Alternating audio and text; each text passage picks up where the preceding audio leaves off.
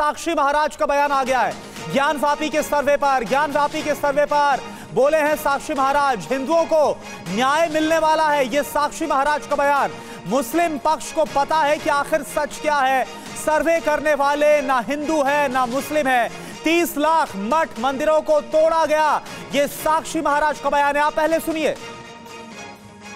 साक्षी महाराज हमारे साथ हैं। सर, एएसआई ने ज्ञानवापी मस्जिद परिसर का सर्वे शुरू कर दिया, क्या आपको लगता है कि अब सच्चाई सामने आ जाएगी?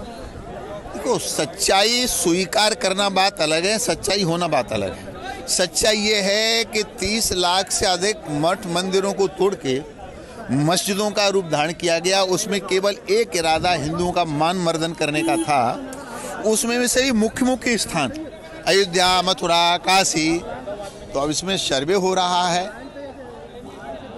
मुझे विश्वास है न्यायालय पर निश्चित रूप से इसमें हिंदुओं को न्याय मिलने वाला है। लेकिन मुस्लिम पक्ष तो आज सर्वे में गया ही नहीं, ऐसा लग रहा है जब बाइकआउट कर रहा है वो। मुस्लिम पक्ष को पता है सर्वे में क्या आने वाला है, क्यों? उन्होंने तो ये आघात हिंदू समाज पर किया है, उनके पूर्वजों ने किया है, तो उन्हें पता है कि सर्वे में क्या आने वाला है।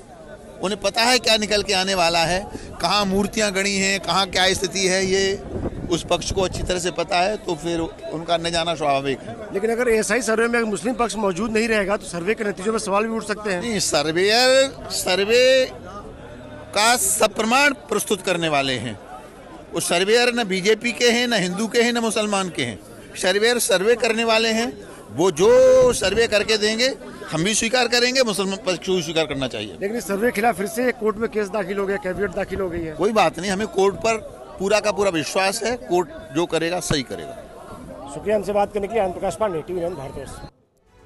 और चलिए देखिए, साक्षी महाराज का बयान आपने सुना। हमारे रोविंग एडिटर पंकज जी भी हमारे साथ बने। पंकज जी, देखिए, इस पर पॉलिटिकली क्या ये असर डालता हुआ नजर आ रही है, समझना बहुत जरूरी है। यूपी चुनाव के दौरान हमने देखा नारे ये सुने गए, इसका जिक्र हुआ कि अयोध्या तो झांकी है और काशी मथुरा बाकी है। और अभी इससे पहले केशव प्रसाद मौर्य का हर हर महादेव के साथ ट्वीट सामने आना और साक्षी महाराज का ये बयान, किस तरह से देखा जाए जब हम जिक्र करते हैं 2024 का? देखिए, ये फैसला भले ही अदालत का हो कि एएसआई का सर्वे हो, लेकिन याद करिए कि जब अयोध्या का मसला था तब पूर्व प्रधानमंत्री अटल बिहारी वाजपेयी तक को ये कहना पड़ा था कि भूमि तो वहां समतल करनी पड़ेगी। भले ही ये बात ना कही जाए, संघ के प्रमुख ये कहते हैं कि उनके एजेंडे में नहीं है, लेकिन जिस तरीके से बीजेपी नेताओं के बयान आएंगे, उसके बाद 2024 का चुनाव, राम मंदिर की जनवरी में फिर उद्घाटन, और इस तरीके से काशी मथुरा, ये उनके राजनीतिक मंचों से नारे लगते रहे, कहीं ना कहीं बीजेपी का जो कोर वोटर है उसको ही एड्रेस करता, उसको खुश होता। अभी साक्षी महाराज कह रहे थे कि हजारों ने लाखों इस तरीके के मामले हैं, तो फिर ये पूरे देश भर में सांप्रदायिक ध्रुवीकरण का एक बहुत बड़ा हथियार बन सकता है, इसमें कोई दो राय नहीं है। बिल्कुल। और जयशंकर गुप्ता जी भी हमारे साथ है। जयशंकर जी, ये क्या वाकई में जो बात अभी पंकज जी की तरफ से कही गई, क्या ये ऐसा आपको लग रहा है कि चाहे अयोध्या में, हालांकि अब तो वहां राम मंदिर का निर्माण हो रहा है सुप्रीम कोर्ट के आदेश के बाद, लेकिन जब बात मथुरा की हो, वहां का मामला कोर्ट में, और अब यहां पर सर्वे हो रहा है ज्ञानवापी में, यूनिफॉर्म सिविल कोड, किस तरह का माहौल आप बनता हुआ देख रहे हैं? देखिए, पंकज सही कह रहे हैं, इसमें कहीं कोई दो राय नहीं है। ये तो मैंने शुरू में भी कहा था कि विश्व हिंदू परिषद और भारतीय जनता पार्टी के ये पॉलिटिकल एजेंडे में रहा है, और इसके अलावा इनके पास कुछ है नहीं। देखिए, महंगाई है, बेरोजगारी है, मणिपुर में इतना बड़ा तनाव चल रहा है, सांप्रदायिक तनाव चल रहा है, उन्माद फैल रहा है, जिस ढंग की वीडियो सामने आ रहे हैं, ये सारा कुछ हो रहा है। इनके पास सिर्फ हिंदू मुसलमान, मंदिर मस्जिद और भारत पाकिस्तान, इसके अलावा कोई और मुद्दा ही नहीं है। यह कर्नाटका हार गए, हिमाचल हार गए, अब इनको लगता है कि हम राजस्थान बिहार जाएंगे, छत्तीसगढ़ बिहार जाएंगे, मध्य प्रदेश बिहार जाएंगे, तो चलो वापस लौटो अयोध्या, काशी और मथुरा की ओर। इसलिए ये बार बार ये करेंगे, इसमें कहीं कोई दो राय नहीं है। लेकिन मेरा यही कहना है जी, अगर ये जिस तरह साक्षी महाराज जैसे लंपट लोग जो हैं, इनके ऊपर करप्शन के केसेज भी चल रहे थे, और कब वो पाला बदल करके कभी वो चले जाते हैं मुलायम सिंह के साथ, कभी चले जाते हैं वो आपस विश्व हिंदू परिषद के साथ। इनका मकसद सिर्फ ये कि समाज में कैसे तनाव बढ़ेगा, कैसे उन्माद फैलेगा। अब लाखों मस्जिदों को आप तोड़िए और ये करिए सिविल वार, विश्व युद्ध के मुहाने पर खड़ा कर दिए हिंदुस्तान को, तो ये सब तो इनका एजेंडे में है, इसमें कहीं कोई दो राय नहीं है। आप जिस तरह से कह रहे हैं कि साहब ये सदियों से हमारे ऊपर जो अत्याचार हुआ, तो सदियों से तो अत्याचार जो है दलितों के खिलाफ हुआ, ओबीसी के खिलाफ हुआ, पिछड़ी जातियों पर हुआ, आदिवासियों पे हुआ। और वो जब कहते हैं तो कहते हैं कि नहीं वो तो हमारी पुरानी पीढ़ी का था, अब तो भूल जाना चाहिए। तो भाई जब ये बात नहीं भूल सकते हो तो उन पर क्यों भूल जा रहे हो? उन पर भी तो अत्याचार हुए हैं, इसी हिंदू समाज के लोगों ने किया है। इसी हिंदू समाज के ठेकेदारों ने आदिवासियों, दलितों और ओबीसी के लोगों को दबा करके रखा, शोषित करके रखा, पीड़ित करके रखा, उनका दमन किया।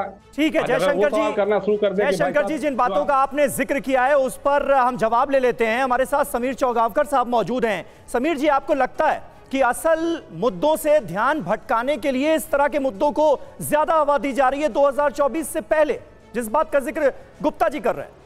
देखिए, मुझे लग रहा है ज्ञानवापी का जो मामला है उसमें भारतीय जनता पार्टी का कोई लेना देना नहीं है।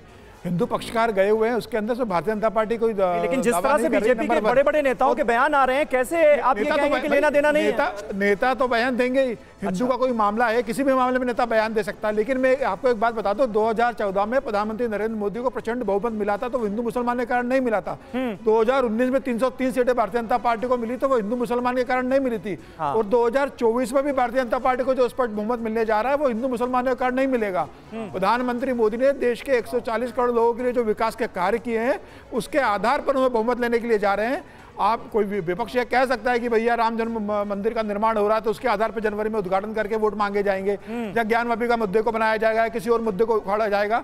मुझे ऐसा लगता है इस बातों में कोई तथ्य नहीं है। नहीं, लेकिन ये जो बात बार बार कही जा रही है समीर जी, कि भले ही संघ ये कहे कि राम मंदिर के अलावा अब देश में अगर किसी और मंदिर के लिए इस तरह के आंदोलन होंगे तो उसके साथ हम नहीं है, वो हमारे एजेंडे में नहीं है, लेकिन बैक साइड से एजेंडे में है, ये बात कही जा रही है। इसमें आपको लगता है कोई दम है?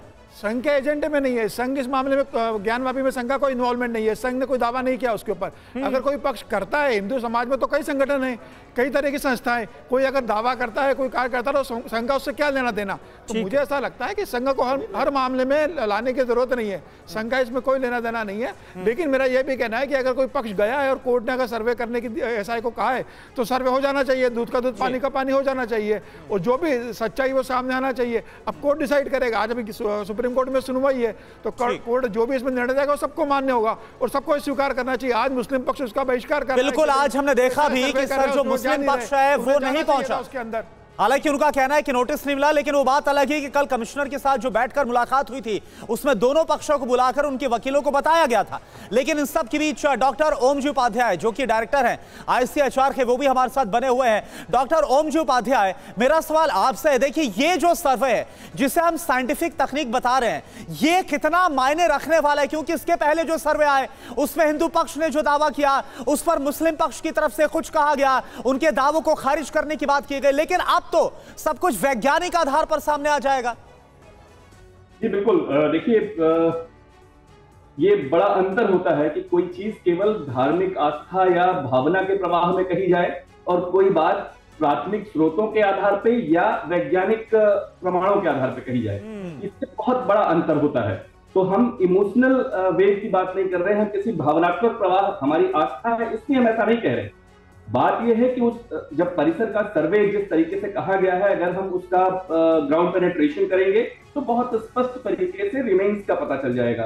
उसकी कलाकृतियों की लिस्टिंग करेंगे तो बहुत स्पष्ट वो कलाकृतियां लिस्टेड हो जाएंगे और उससे बहुत कोई भी एक सामान्य सा शोधार्थी या विद्यार्थी भी आपको बता सकता है कि ऐसे चिन्ह किसी मंदिर पे पाए जाते हैं या मस्जिद पे पाए जाते हैं। इसमें दिक्कत कहाँ है? त्रिशूल अगर है, घंटा है, स्वस्तिक है, कमल है, ये अगर आ रहा है तो वो स्पष्ट हो जाएगा। इसके अलावा डेटिंग की मेथड्स हैं, डेटिंग की बहुत सारी मेथड्स हैं। जिस चीज को, जिस आर्टिफैक्ट को जिस डेटिंग मेथड से करना हो, कार्बन डेटिंग हो सकती है, थर्मोल्यूमिनेसेंस डेटिंग हो सकती है, पोटेशियम आर्गन डेटिंग हो सकती है, जो बहुत सारे मेथड्स हैं, उसमें जो सुटेबल होगा उसके आधार पर डेटिंग करके उसके कालक्रम का निर्धारण कर दिया जाएगा और इससे स्पष्ट हो जाएगा कि साहब ये 353 साल पुराना है या 1000 साल, 1500 साल पुराना है। इसलिए इस आधार पर अगर ये बात हो रही है तो इससे समस्या नहीं होनी चाहिए, समस्या नहीं होनी चाहिए और पार्टिसिपेट करना चाहिए। सर्वे अगर हो रहा है, कोर्ट के आदेश पर हो रहा है तो उसमें सहयोग देना चाहिए। एक बात ये भी बार बार निकलकर सामने आ रही है।